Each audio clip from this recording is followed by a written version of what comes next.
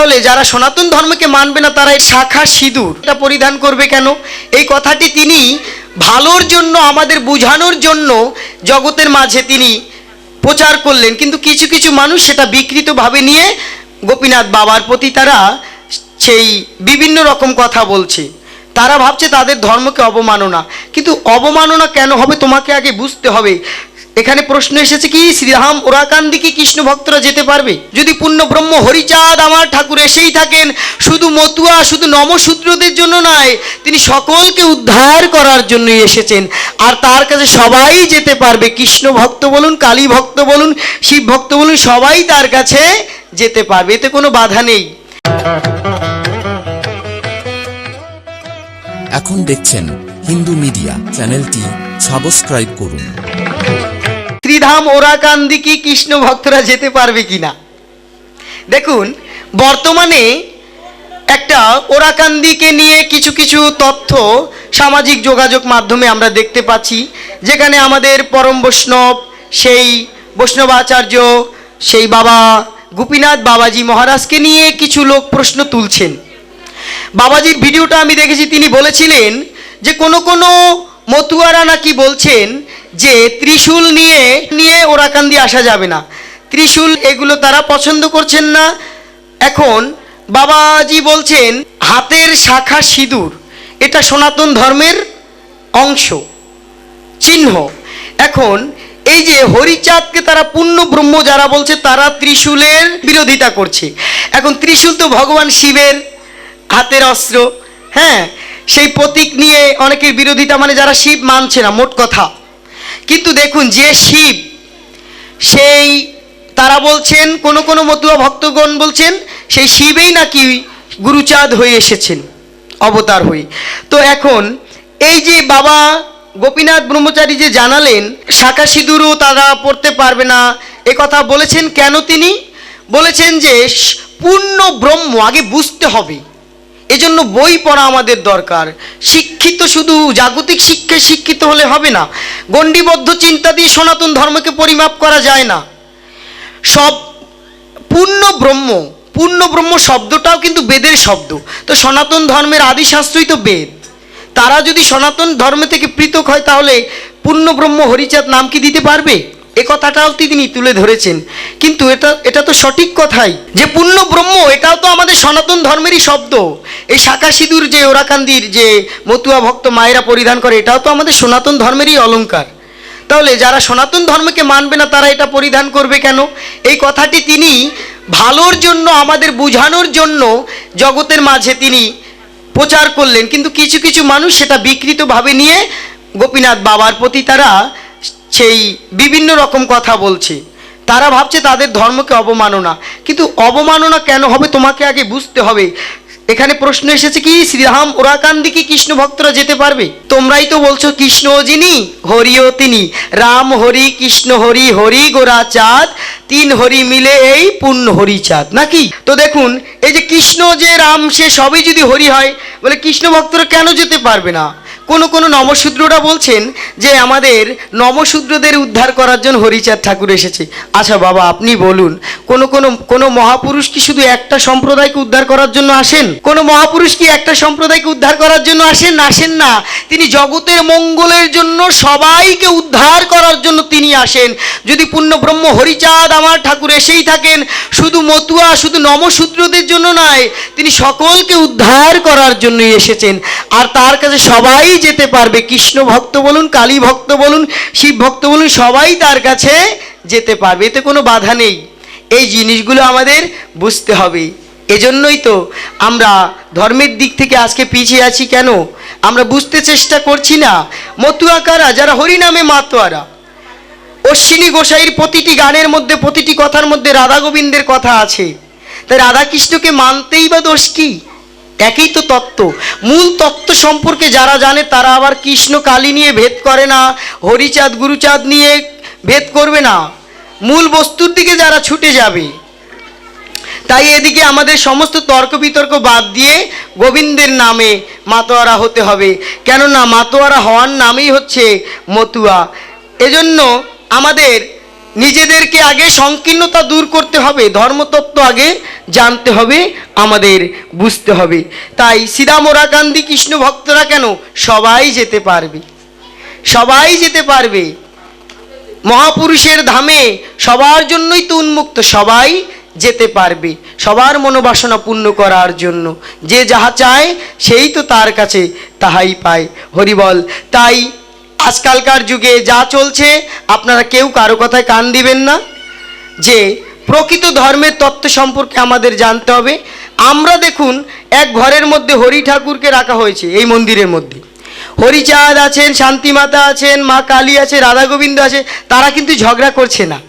কিন্তু দেখবেন একসাথে বসে কৃষ্ণ ভক্ত, কালী ভক্ত, হরি ভক্ত বসে থাকুক, তারা ঠোকরাঠুকরি ঝগড়াঝাটি করবে, কিন্তু তারা কিন্তু মন্দিরে বসে ঝগড়া করে না। ঝগড়া করি কারা?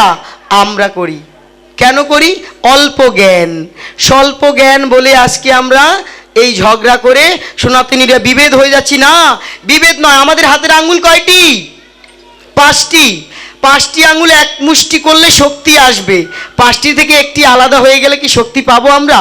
শাক্ত, শৈর, শৈব, গানপত্য, বৈষ্ণব, এই 5টিকে যখন আমরা একত্র করতে পারবো তখন আমাদের শক্তি আসবে। আর ধর্মের প্রতি যতই বাধা আসুক সেই বাধাকে আমরা অতিক্রম করে আমরা ধর্মকে ধরে রাখতে পারবো, টিকিয়ে রাখতে পারবো বিশ্বের দরবারে। কিন্তু আমরা যদি নিজেরাই বিভেদ সৃষ্টি করি তাহলে আমাদের অস্তিত্বই কিছুদিন পর আর খুঁজে পাওয়া যাবে না।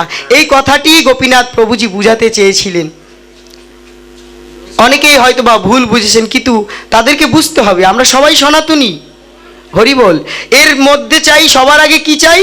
হিংসা নিন্দা ভুলে, পরনিন্দা সমালোচনা ভুলে, যে যে মতে থাকুক, যে যে পথে থাকুক, আমরা সবাই সনাতনী, আমরা সবাই গোবিন্দের দাস, এই ভাবনায় আমাদের পথ এগিয়ে যেতে হবে। নিতাই গৌর হরিবল। এরপরে বলা হয়েছে কৃষ্ণ ভক্ত মতুয়া ভক্তের ভিতরে পার্থক্য কি? ভক্তের মধ্যে কোনো পার্থক্য নেই, পার্থক্য আমাদের স্বতন্ত্রতার মধ্যে। প্রকৃত ভক্তের মধ্যে কোনো পার্থক্য নেই। মতুয়া শব্দের অর্থ হচ্ছে মাতোয়ারা। কি নামে? না, হরি নামে মাতোয়ারা। কৃষ্ণ ভক্ত আর মতুয়া ভক্তের মধ্যে পার্থক্য নেই। তো আপনি বলতে পারেন মতুয়ারা হরিচাঁদের ভজন করে, ওই যে হরিচাঁদ ঠাকুর ওখানে বসে আছেন, মতুয়ারা হরিচাঁদের ভজন করে আর কৃষ্ণের ভক্তরা রাধা গোবিন্দের ভজন করে। বাবারে, তুমি যে যার ভজনই করো না কেন, হরিচাঁদ ঠাকুরের একটা বাণী রয়েছে, বিশ্ব ভরে এই নীতি দেখি পরস্পর, ভবে যে যাহারে উদ্ধার করে সেই তো তার ঈশ্বর। নাকি হরিচাঁদ ঠাকুরের বাণীর মধ্যে রয়েছে না? বিশ্বভরে এই নীতি দেখি পরস্পর, ভবে যে যাহারে উদ্ধার করে সেই তার ঈশ্বর। বিপদকালে যে আমার বান্ধব হয়ে পাশে এসে দাঁড়ায় সেই তো আমার ভগবান। সে কালী রূপেও আসতে পারে, দুর্গা রূপেও আসতে পারে, কৃষ্ণ রূপেও আসতে পারে, আপনার রূপ ধরেও তো আসতে পারে। যখন আমি বিপদে পড়ি আপনি গিয়ে আমাকে উদ্ধার করেন, তখন আমি বলি ভাই তোমাকে ভগবান পাঠিয়েছি, তুই আমার ভগবান। বলি না আমরা যে তুই আমাকে আজকে বিপদ থেকে বাঁচালি, তুই আমার ভগবান। এখন ভগবান তত্ত্ব বুঝতে গেলে আগে যে মানব ধর্ম গ্রহণ করতে হবে বাবা। বিশ্ববরেণ্য দার্শনিক ভগবত গঙ্গোত্রী ডক্টর মহানামব্রত ব্রহ্মচারীজি জানালেন, আগে ভক্ত নয়, আগে ভদ্র হতে হবে আমাদের। আগে যদি আমরা ভদ্র হতে পারি তবে না আমরা ভক্ত হব। তুমি কার ভক্ত হবে? আগে হতে হবে কি? আমাদের ভদ্র। আর ভদ্রতার মূল বিষয়বস্তু কি? যারা ভদ্র ব্যক্তি তারা একে অপরকে নিন্দা করবে না কখনো। সবই তো এক কারেন্ট। কারেন্ট কয়টি? একটি না বাবা। অমায়েরা কারেন্ট কয়টি? একটা কারেন্ট দিয়ে লাইট জ্বলছে, লাইট জ্বলছে, সাউন্ড সিস্টেম চলছে, ফ্যান চলবে, টিভি চলবে, ওভেন চলবে, ফ্রিজ, সব কিছু চলবে। মূল কারেন্ট কিন্তু একটা। এখন তুমি কি ফ্যান চালাবে, নাকি লাইট জ্বালাবে, নাকি সাউন্ড সিস্টেম চালাবে, এটা তোমার ব্যাপার। ঈশ্বর কিন্তু একজনই। তাকে তুমি কি রূপে দেখতে চাও? হরিচাঁদ রূপে দেখবে, নাকি কালী রূপে দেখবে, না কালার রূপে দেখবে, এটা আপনার ব্যাপার। আগে এই তত্ত্ব বোঝার পরে বুঝতে হবে মতুয়াকে আর কৃষ্ণ ভক্তকে। ভক্ত তো সে যে পরম বস্তুকে লাভ করতে চায়। পরম শক্তি তো একজন, ঈশ্বর পরম কৃষ্ণ। সেই শক্তিকে যে রূপে বাজার থেকে রস কিনে এনে বাবা তাওয়াল করলে রসটাকে দেখবেন সাঁচের উপর ঢেলে ঢেলে দিলে সাঁচের আকৃতি ধারণ করে না? তো ভক্তিরস, ভক্তের প্রেম ভক্তিরস অনুরাগের তাপ দিয়ে যখন প্রগাঢ় করা হয়, দেখবেন কেউ জোলা গুড় করছে, কেউ চিটে গুড় করছে, কেউ বাটালি গুড় করছে, করছে না? রস কিন্তু একটা, যে যেমন করে তাওয়াল করছে ধীরে ধীরে এক এক রূপে আকৃতি দিচ্ছে। তদ্রূপ কৃষ্ণ ভক্ত বলুন আর হরি ভক্ত বলুন, ভক্ত ভক্তই। মূল তত্ত্বকে যিনি জানতে চায় তিনি হচ্ছে প্রকৃত ভক্ত। মূল তত্ত্বকে না জেনে শুধু বৃথা দ্বন্দ্ব করলে তো হবে না। বলছেন কৃষ্ণ ভক্ত মতুয়া ভক্তের মধ্যে পার্থক্য না, কোনো পার্থক্য নেই। ভক্ত তো ভক্ত, মতুয়া মানে কি যারা হরি নামে মাতোয়ারা, আর যারা কৃষ্ণ ভক্ত তারাও তো হরি নামে মাতোয়ারা। যারা পাগল, যারা গোবিন্দের নামে মাতোয়ারা হয়ে যায়, উন্মাদিনী হয়ে যায়, তারাই তো ভক্ত। এদের মধ্যে কোনো পার্থক্য নেই। পার্থক্য আছে শুধু আপনার আমার মধ্যে। আমাদের নিজেদের অল্প বুদ্ধি গণ্ডিবদ্ধ চিন্তার কারণে আমরা নিজেদের মধ্যে পার্থক্য সৃষ্টি করি। কিন্তু ভগবান সবার জন্য, ওই যে যাহারে উদ্ধার করে সেই তো তার ঈশ্বর। যে রূপে উদ্ধার করবেন কোনো পার্থক্য নেই। যদি তুমি আমি পার্থক্য তৈরি করি তাহলে বুঝতে হবে আমরা প্রকৃত ধর্মতত্ত্ব জ্ঞান এখনো আমরা জানতে পারিনি। প্রকৃত তত্ত্ব আগে জানতে হবে। ভগবান একজনই, যে রূপে চায় সে সে রূপে পাচ্ছে, যে রূপে চাইছে সে সেই রূপে পাচ্ছে। মাছ মাংস খেয়ে কি কৃষ্ণ ভজন করা যায়? আচ্ছা, শুধু নিরামিষ খেয়ে কি কৃষ্ণ ভজন করা যায়? প্রশ্ন তো এটা আগে আসবে নাকি? মাছ মাংস খেয়ে কি কৃষ্ণ ভজন করা যায়? বলে মাছ মাংস খেয়ে কৃষ্ণ ভজন করা যায়। কেন করা যায়? কৃষ্ণ একার আমার নয়, কৃষ্ণ সকলের কৃষ্ণ। যে মাছ মাংস খাচ্ছে না সেও কিন্তু কৃষ্ণকে ডাকছে, সে অন্য নাম ধরে হয়তো বা ডাকছে, কিন্তু মাছ মাংস খেয়েও কৃষ্ণ ভজন করা যাবে যদি কৃষ্ণ নামের দাহিকা শক্তি থাকে। আছে তো অবশ্যই। এই কৃষ্ণ নাম করিতে করিতেই একদিন এই মাছ মাংস আমাদের মন থেকে দূরে চলে যাবে। আমি মাছ মাংস খাই না বলে যে খাচ্ছে তাকে আমি নিন্দা করব, সেটা কিন্তু ভজন নয়। ভগবান কি বলেছেন? আমি সেই ভক্তের অহংকার চূর্ণ করি। অভক্তের অহংকারের কথা বলেনি। অভক্ত যিনি মাছ মাংস খায় তার মধ্যে অহংকার থাকতে পারে, স্বাভাবিক থাকবে। কিন্তু যে নিরামিষ ভোজন করে তার মধ্যে তো অহংকার থাকার কথা নয়। কিন্তু তার মনে যদি অহংকার এসে যায়, সেই অহংকার ভগবান চূর্ণ বিচ্ছিন্ন করে দেয়। তাই বলে এই যে মাছ মাংস খেয়ে কৃষ্ণ ভজন করা যায় কি না? হ্যাঁ, কৃষ্ণ ভজন করা যাবে। কৃষ্ণ নাম বলে সাধিতে সাধিতে যবে প্রেমাঙ্কুর হবে। চৈতন্য ভাগবতের কথা আমরা প্রথমেই বলেছিলাম যে সাধিতে সাধিতে যবে প্রেমাঙ্কুর হবে, সাধ্য সাধন তত্ত্ব বুঝিবে সে তবে। এই কৃষ্ণ নাম নিতে নিতে নিতে নিতে এমনিতেই এই মাছ মাংস খাওয়ার প্রতি নেশাটা কমে যাবে। যখন কৃষ্ণ নামের অমৃত সুধা পান করে, ও সেই অমৃত সাগরের সুধা, আহা সুধা খাইলে জীবের ক্ষুধা তৃষ্ণা রয় না। অমৃত সাগরের সুধা যে একবার পান করতে পেরেছেন বাবা, তার কি আর ক্ষুধা তৃষ্ণা থাকে? এই জগতের মাছ মাংস বলুন কোনো কিছুর প্রতি তার আর মন থাকবে? বলে কৃষ্ণ কথামৃত রস যে একবার প্রাণ করে, রাধারানী বলেছে আমার কানের ভিতরে দিয়ে মরমের মধ্যে গেঁথে পড়েছে সখী। তদ্রূপ কৃষ্ণ ভজন করতে করতে, বলে হুট করে হবে না বাবু, কথা বলে না, হুট করে তো হবে না। আমরা হুট করে চাইলে কি সবাই পারবে মাছ মাংস ছাড়ান দিতে?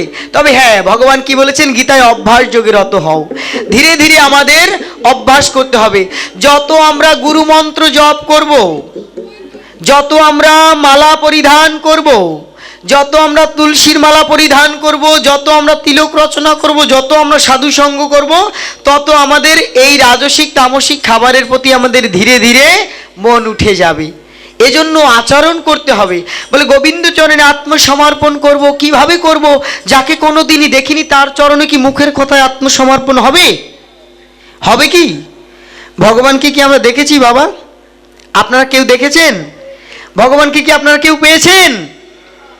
ভগবানকে আমরা যদি না পেতাম তাহলে ভগবান এখানে বসে থাকতে আমরা পারতাম না। তাই বললেন ভগবানের চরণে আত্মসমর্পণ করার আগে আমাদের আত্মসমর্পণ করতে হবে গুরুচরণে। গুরুচরণে যদি আমরা আত্মসমর্পণ করি তবেই আমরা ভগবানকে লাভ করতে পারবো, ভগবানের ভজন করতে পারবো। এখানে বলা হয়েছে কৃষ্ণ ভজন করা যাবে কিনা। আগে তো গুরু ভজন করতে হবে, তবে না কৃষ্ণ ভজন। বলে গুরু ভজন করব কিভাবে? দীক্ষা নিলাম, শিক্ষা নিলাম, তাহলে কি গুরু ভজন হয়ে গেল? গুরু চরণে আত্মসমর্পণ হয়ে গেল? বলে না, দীক্ষা শিক্ষা নিলেই গুরু চরণে আত্মসমর্পণ হয় না, গুরু ভজন হয় না। গুরুদেবের কথা, গুরুদেবের নির্দেশগুলো যথাযথভাবে পালন করতে হবে। যাকে কোনোদিন দেখিনি, যার সাথে কথা হয়নি, বাবা আপনার ছেলেকে মেয়েকে যদি আপনি বিবাহ দিতে যান, পাত্রীপক্ষের একটা দেখাশোনার ব্যাপার থাকে না? আপনি না দেখে শুনে কি আপনার কন্যাকে বিবাহ দিবেন? ছেলেকে বিবাহ করাবেন? বাবা করাবেন না। কেন? আগে দেখতে হবে। যদি দেখতে যাই তবেই তো ভগবানকে তো দেখিনি, তার সঙ্গে আমি সম্বন্ধ করব কিভাবে? এখানে বলা হয়েছে কৃষ্ণ ভজন। কৃষ্ণ ভজনটা কিভাবে করব? তাকে তো দেখলামই না। বলে তাকে দেখতে হলে আগে আশ্রয় বিগ্রহ শ্রী গুরুদেবের চরণে যেতে হবে। এইবার শ্রী গুরুদেবের চরণে গেলাম, মন্ত্র নিলাম। ওই যে কানের মধ্যে যে কি মন্ত্র দিল, ধানের বীজ দিল না, গমের বীজ দিল না, সর্ষের বীজ দিল, একদিনও গুরুদেবের কাছে জিজ্ঞেসই করা হলো না। তাহলে কি কৃষ্ণ ভজন হবে? এজন্য মহাজন বলেছেন গুরু ভজন করতে হবে, গুরুচরণে আত্মসমর্পণ আগে করতে হবে। গুরুচরণে আত্মসমর্পণ হবে কিভাবে? গুরুদেব যে মন্ত্র দিবেন, যে জপ দিবেন, যে ধ্যান দিবেন, যে তুলসীর মালা দিবেন, যে জপমালা দিবেন, যে তিলক দিবেন, সেগুলো আমাদের প্রতিনিয়ত ব্যবহার করতে হবে। প্রতিনিয়ত মালা জপ করতে হবে, প্রতিনিয়ত একাদশী ব্রত পালন করতে হবে, তুলসীর মালা কণ্ঠে ধারণ করতে হবে, তিলক রচনা করতে হবে দ্বাদশ অঙ্গে, এই গুরুদেবের কর্ম ত্রিসন্ধ্যা করতে হবে। এই কর্মগুলো যদি আমরা ঠিকঠাকভাবে প্রতিনিয়ত পালন করি বাবা, দেখবেন ওই মনের মধ্যে থেকে ওই যে গুরু ভজন করতে করতেই আমরা গুরুর চরণে আত্মসমর্পিত হয়ে যাব। আর গুরুচরণে আত্মসমর্পিত হলেই আমরা ধীরে ধীরে এই মাছ মাংসের প্রতি আমাদের নেশাটাও কমে যাবে। কেননা কৃষ্ণ নামের গুণ অবশ্যই রয়েছেন। কৃষ্ণ নামের এমনই গুণ যে গুণে সমস্ত কিছু দূরে সরিয়ে দিয়ে কৃষ্ণ ভজন পথে আমাদের নিয়ে আসবে। বলে কৃষ্ণ, এখানে বলা হয়েছে কৃষ্ণ ভজন। কৃষ্ণ মানে আকর্ষণ, যিনি তার নামে আমাদের তার দিকে আকর্ষণ করছে। তো নাম করলে ধীরে ধীরে আমাদের তার দিকেই আমরা ধাবিত হতে পারবো। তাই বললেন আমরা যে যাই খাই না কেন, কৃষ্ণ নামটা যেন আমরা ঠিকভাবে করি, তুলসীর মালাটা যেন আমরা ঠিকভাবে গলায় ধারণ করি, তবেই গুরু মন্ত্র যেন ঠিকভাবে আমরা জপ করি, গুরু কর্মগুলো যথাযথভাবে যদি আমরা পালন করতে পারি। বলে কৃষ্ণ ভজন কি এত মুখের কথা নাকি? হ্যাঁ, বলে কেমন আছো? বলে কৃষ্ণ ভালো রেখেছে, কৃষ্ণর কৃপায় ভালো আছি। কৃষ্ণ কৃপা করলে আপনি আবার ভালো থাকতে পারবেন, বেঁচে থাকতে পারবেন। কৃষ্ণ যখন কৃপা করে, আমরা অসুস্থ ব্যক্তিকে যখন দেখতে যাই বলি না গোবিন্দ কৃপা করো, এখন আর ওনার দুঃখ কষ্ট সহ্য দেখা যাচ্ছে না, ওনাকে এখন তুমি কৃপা করো ভগবান। মানে কৃষ্ণ কৃপা করলে তো কৃষ্ণের কাছেই নিয়ে যাবে। গুরু কৃপায় আমরা ভালো থাকি, সাধুগুরু বৈষ্ণবের কৃপায় আশীর্বাদে। তাই এই যে কৃষ্ণ ভজন করতে গেলে আগে গুরুর পথ নির্দেশ পালন করতে হবে। আর গুরুর দেওয়া পথ নির্দেশ পালন করলেই এই মাছ মাংস সমস্ত কিছু আমাদের ধীরে ধীরে দেহ থেকে চলে যাবে, তখনই আমরা গোবিন্দ সেবার উপযোগী হতে পারবো। তাই এখানে প্রশ্ন যেটা হলো তা হচ্ছে মাছ মাংস খেয়েও নাম করা যাবে, কৃষ্ণ ভজন করা যাবে। বলে নাম নিতে নিতেই নামির যখন কৃপা হবে তখন আর খাবারের প্রতি থাকবে না। বাবা খাবারটা তো নিচে থাকে, ভোজনটা নিচে আর ভজনটা তো উপরে, ঊর্ধ্ব দিকে ভজন। ভজনটা তো উপরের দিকে আর ভোজনটা তো নিচের দিকে। তাই আমাদের যথাযথভাবে ভজন করতে হবে, গুরুর আদেশগুলো পালন করতে হবে। এরপরে প্রশ্ন করা হয়েছে তুলসীর মালা গলায় দিয়ে মিথ্যে কথা বলা যাবে কি? হরি বল। দেখুন আমাদের যে গ্রন্থরাজ ভাগবত, সেই ভাগবতের 18,000 শ্লোক, সেই 18,000 শ্লোকের প্রথম শ্লোকে বলা হয়েছে সত্যম পরম ধীমহি। আবার 18,000 শ্লোকের শেষ শ্লোকটিতে বলা হয়েছে সত্যম পরম ধীমহি। পরম সত্যের ধ্যান করার কথা বলা হয়েছে। মাতা সারদা দেবী বললেন সত্যই তপস্যা, কলিযুগে আর কোনো তপস্যা নাই। যদি তুমি সত্যটাকে ধরে রাখতে পারো তবেই তুমি গোবিন্দকে লাভ করতে পারবে, আর কোনো তপস্যার দরকার নেই। যে সত্য কথা বলতে পারে বাবা, তার আর কোনো ধর্মকর্ম করার দরকার হয় না। কিন্তু এই সত্যটাকেই তো ধরতে পারি না। বলে সত্যকে ধরবো বলেই তো এত কিছুর আয়োজন। বলে এই যে তুলসীর মালা গলায় দিয়ে মিথ্যে বলা যায় কি? বলে আমাদের ধর্মে বলে তুলসীর মালা গলায় দিয়ে মিথ্যে বলা যায় না, এজন্য মালাই গলায় দিব না, নাকি? এখনো তো মিথ্যে বলা ছাড়তে পারবো না, তাই মালা গলায়ও দিব না। এইগুলো হচ্ছে কিছু মানুষের কাজ, যারা মালা গলায় দিতে চায় না তারা বলে তুলসীর মালা গলায় দিলে নাকি মিথ্যে বললে পাপ হয়। তাই এখনো তো আর ছাড়তে পারলাম না, তাই আর কিছুদিন পরেই মালাটা গ্রহণ করব। তুমি মিথ্যেও ছাড়তে পারবে না, তোমার তুলসীর মালাও গলায় দেওয়া হবে না। তুলসীর মালা গলায় দিয়ে মিথ্যে কথা বললে পাপ হয় না। আরে বাবা, মিথ্যে বলাই তো পাপ। তুমি তুলসীর মালা গলায় দিয়ে মিথ্যে বলো আর না গলায় দিয়ে মিথ্যে বলো, মুসলমানের কাছে জিজ্ঞেস করলে সে কি বলবে? মিথ্যে কথা বলা ভালো? সে কি বলবে? মিথ্যে বলা পাপ।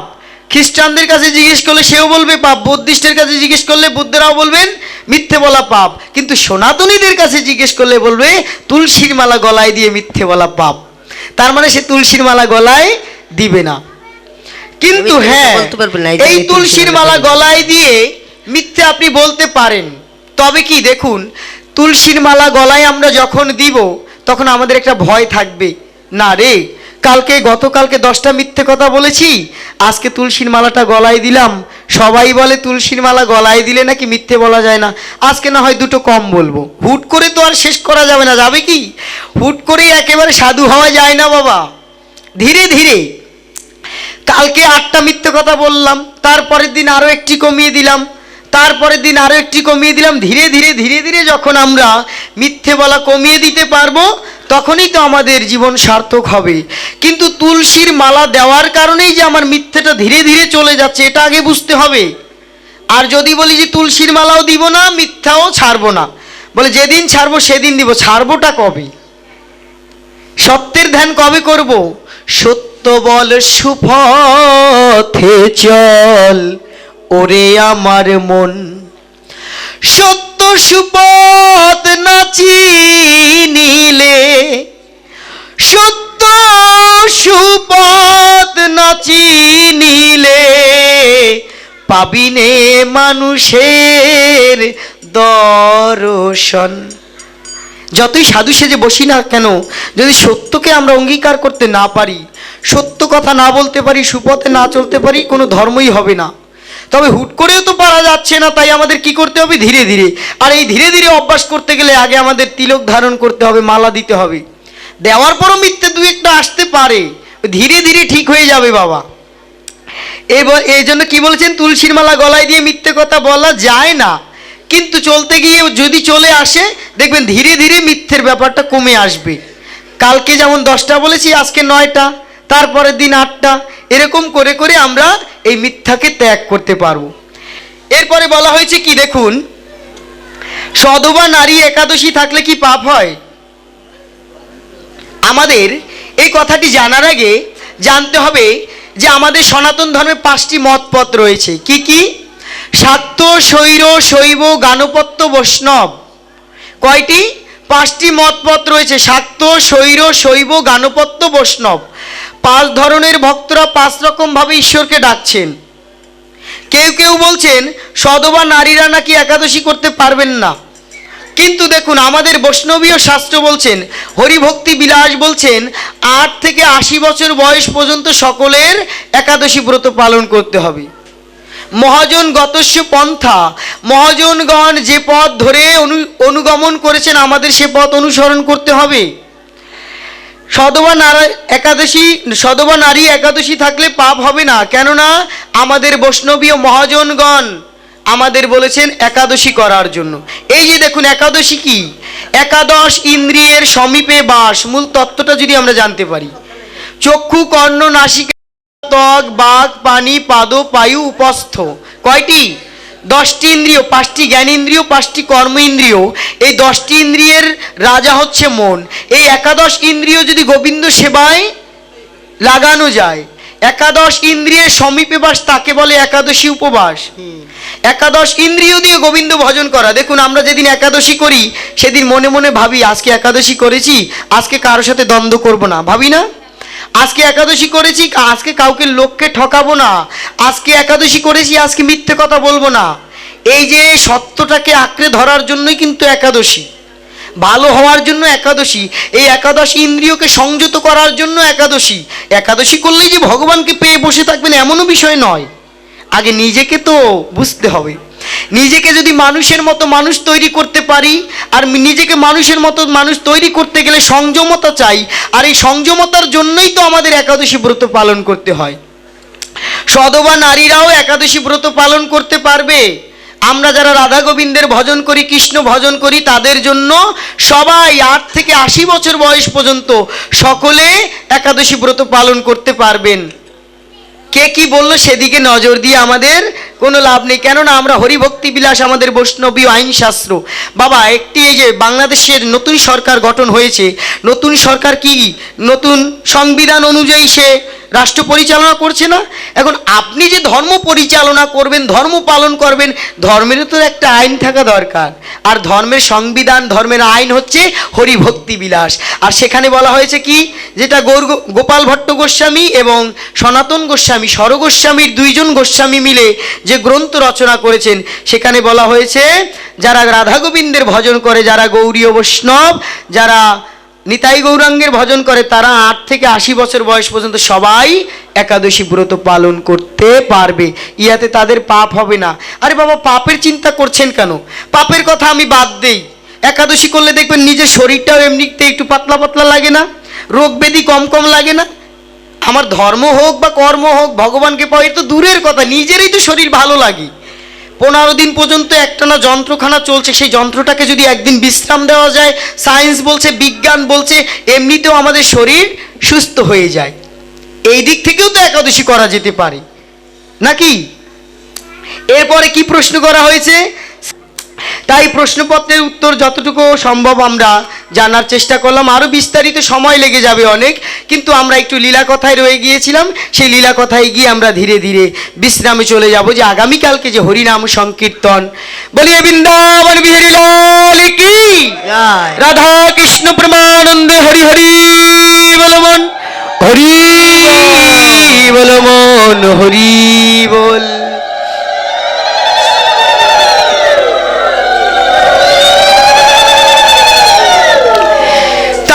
প্রসঙ্গ ছিল কি, যে ভক্তের অহংকার ভগবান চূর্ণ করে। তুমি যে ভক্তই হও না কেন, মনে অহংকার আমাদের রাখা যাবে না। মনে আমরা যত অহংকার রাখবো, হিংসা নিন্দা রাখবো, ততই আমরা ভগবান থেকে দূরে সরে যাব।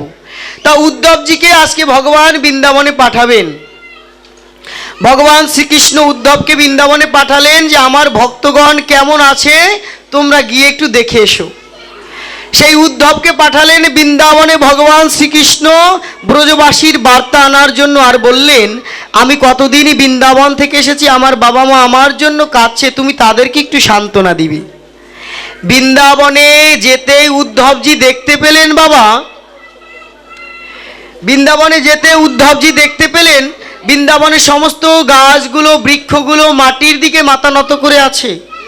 এখানেই শিক্ষা দিলেন, মাথাটাকে আগে আমাদের নত করতে হবে, নইলে আমরা গোবিন্দ ভজন করতে পারবো না। উদ্ধব গেলেন বৃন্দাবনে। নন্দ মহারাজ আজ পুত্র শোকে কাঁদছে। নন্দ মহারাজ আজ পুত্র শোকে যখনই কাঁদছে, এখন বলছেন, যখনই পুত্র শোকে কাঁদছে বাবা, তখন নন্দ মহারাজকে উদ্ধবজি গিয়ে বলছেন, আপনি কেন কাঁদছেন? আরে কৃষ্ণ তো ভগবান, সেই কৃষ্ণ ছেড়ে চলে গিয়েছে বৃন্দাবন, তাই আপনি কাঁদছেন? আরে সে কি আপনার ঘরে থাকার জন্য এসেছে? উদ্ধবজিকে নন্দ মহারাজ বললেন, উদ্ধব, আমি ভেবেছিলাম তুমি সাধু, সাক্ষাৎ বৃহস্পতির শিষ্য পণ্ডিত, কিন্তু তুমি মূর্খের মতো কথা বললে উদ্ধব।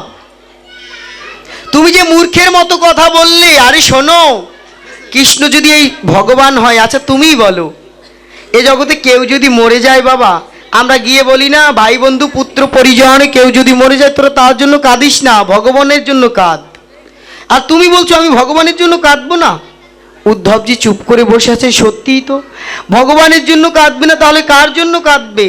উদ্ধব মনে মনে ভাবতেন, আমি মনে হয় বড় ভক্ত, কিন্তু তার চাইতে বড় ভক্ত বৃন্দাবনে রয়েছেন। এটা দেখানোর জন্যই উদ্ধবজিকে আজকে বৃন্দাবনে পাঠিয়েছিলেন ভগবান শ্রীকৃষ্ণ। বৃন্দাবনে প্রেমময়ী রাধারানীর কাছে গেলেন উদ্ধবজি। উদ্ধবকে দেখে রাধারানী বলছেন, দেখো দেখো চতুরের শিরোমণি, কাঠাগায়ে লবণের ছিটা দেওয়ার জন্য উদ্ধবকে পাঠিয়েছে আমাদের দুঃখ দেখার জন্য। কাল বলে গেল কালায়, আর তো ফিরে এলোই না, আবার তার বন্ধুকে পাঠিয়েছে। শোনো উদ্ধব, তুমি গিয়ে ভগবানের কাছে, কৃষ্ণের কাছে জিজ্ঞেস করবে, এ জগতে সবাই তাকে তারা ভালোবাসে, কৃষ্ণকে ভালোবাসে, কিন্তু সবাই গোবিন্দকে ভালোবাসে, কিন্তু আমরা যে ভালোবাসি, আমরা কি কোনো কিছুর বিনিময়ে তাকে ভালোবেসেছিলাম? আমরা কোনো কিছুর বিনিময়ে তাকে ভালোবাসিনি। তুমি গিয়ে বলবে। তাই রাধারানী আজকে ব্যাকুলিনী হয়ে কাঁদছেন আর বলছেন সখীদের ডেকে ডেকে যে আমি বেশি দিন বাঁচবো না, তোরা আমার প্রাণ বন্ধুকে বৃন্দাবনে বৃন্দাবনে নিয়ে আসবি। আমি তো মরেই যাব, কার কাছে আমার প্রাণ গোবিন্দকে দিয়ে যাব? বলে চন্দ্রাবলীকে ডেকে নিয়ে আয়, চন্দ্রাবলীর কাছে প্রাণ গোবিন্দকে দিয়ে যেতে চাই। সখীগণ কি করলেন? চন্দ্রাবলীকে ডেকে নিয়ে আসলেন। চন্দ্রাবলী এসে বলছে, রাধে, আমিও কৃষ্ণকে ভালোবাসি, তুইও কৃষ্ণকে ভালোবাসিস, কিন্তু তোর ভালোবাসা যে এত মধুর আগে জানতাম না, আমি আর কোনোদিন তোর সাথে ঝগড়া করব না। বলে আমার নামরূপী কৃষ্ণকে তোর কানে দিয়ে যাচ্ছি, আয়। তাই চন্দ্রাবলীকে কাছে ডেকে নিয়ে রাধারানী হরে কৃষ্ণ কৃষ্ণ কৃষ্ণ হরে হরে, হরে রাম রাম রাম হরে হরে, এই নাম দিয়ে দিলেন। বলে আমি তো মরে যাব, নামরূপী কৃষ্ণকে তোর কাছে দিয়ে গেলাম। বলে এবার আমি এ জগতে কেউ যদি কাউকে কিছু দান করে বাবা, সে তার কি হয়? গুরু হয় না? বলে আমি যদি তোর গুরু হই তাহলে এবার আমাকে গুরু দক্ষিণা দে। বলে তুই প্রেমময়ী রাধে, তোকে কি গুরু দক্ষিণা দিব? তখন রাধারানী বললে, শোন চন্দ্রা, আগত কলিযুগে তুই হবি নিত্যানন্দ, নিত্যানন্দ হয়ে গিয়ে দাঁড়ে দাঁড়ে নাম বিতরণ করবি, আর আমি হব গৌরাঙ্গ, তুই হবি নিত্যানন্দ, তুই জগতের মাঝে গিয়ে কৃষ্ণ নাম বিতরণ করবি, তবেই এই গুরু দক্ষিণা পূর্ণ হবে। তাই আমার রাধারানী আজকে চন্দ্রাবলীকে নাম দিলেন, সেই চন্দ্রাবলী নিত্যানন্দ অংশ হয়ে এসে জগতের মাঝে নাম বিতরণ করলেন, গুরু দক্ষিণা রূপী এই নাম বিতরণ করলেন। তাই হে ভক্তগণ, অনেক রাত হয়ে যাচ্ছে, আমরা হরিকথার বিশ্রামের দিকে যাব। কেননা ভক্তদের শান্তি আরামায়েশটাই বড়। পাঠ শুরু করলাম কটা সেটা দেখার বিষয় না, কিন্তু রাত একটু হয়ে গেলেই তাদের ঘুমাতে হবে, এটাই বড় কথা। যাই হোক, তাই হরিকথা শ্রবণ করলে দক্ষিণা দান করতে হয়, আপনারা দক্ষিণা দান করবেন। আর এই যে চন্দ্রাবলীকে দক্ষিণা স্বরূপ যে চন্দ্রাবলী রাধারানীকে নাম দিবেন নিত্যানন্দ হয়ে, আগামীকাল থেকে এই স্নানঘাটা এখানে যে 24 প্রহরব্যাপী নাম কীর্তন হবে, সকলে আসবেন, কৃষ্ণ নাম শ্রবণ করবেন, হরিনাম শ্রবণ করে দেবের দুর্লভ মানব জীবনকে ধন্য করবেন। কেননা এই কৃষ্ণ নামের মধ্যেই কৃষ্ণ, হরি নামের মধ্যেই কৃষ্ণ। তাই আসুন এই বিদায়ের রজনীতে আমরা একটু প্রাণ গোবিন্দের কাছে আত্মনিবেদন করে যাই, যেমনি করে বৃন্দাবনে প্রেমময়ী রাধারানী আমার আত্মনিবেদন করেছিলেন গোবিন্দ চরণে। হে গোবিন্দ, জীবন জৈবন দেহ মন প্রাণ তোমাকে দিয়ে ভালোবাসলাম, আর তুমি আমাকে ছেড়ে আজকে চলে গেলে।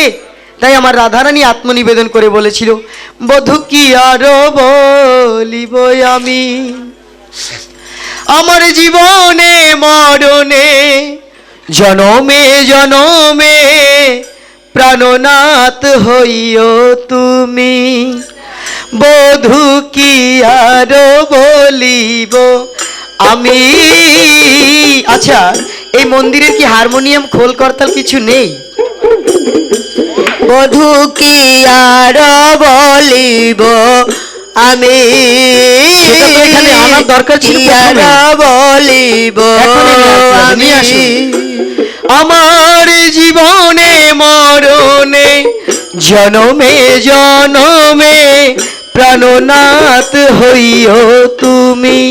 রাধারানী আমার জীবনে মরণে জনমে জনমে প্রাণনাথ হইও তুমি, ভবে তুমি ছাড়া আমার আর কেহ নাই, তুমি ছাড়া আমার আর কেহ নাই, একমাত্র গোবিন্দ তুমি বিনে জগতে আমার আর কেহ নাই, একমাত্র গোবিন্দ তুমি বিনে জগতে আমার আর কেহ নাই। আমি তোমার চরণে আমার পরাণ বাঁধিলাম প্রেমের ফাঁসি।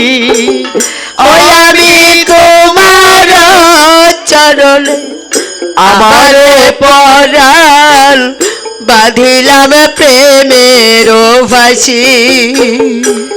আমি সব সমর্পিয়া এক মন হইয়া, সব আমার পিয়া এক মন হইয়া নিশ্চয় হইলাম দাসী,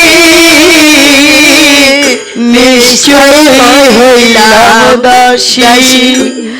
এ দেহ জনমের মতো সপে যে দিলাম, জন্মের মতো সপে যে দিলাম। গোবিন্দ তোমার রাঙা চরণে জনমের মতো সপে যে দিলাম। ও গোবিন্দ তোমার রাঙা চরণে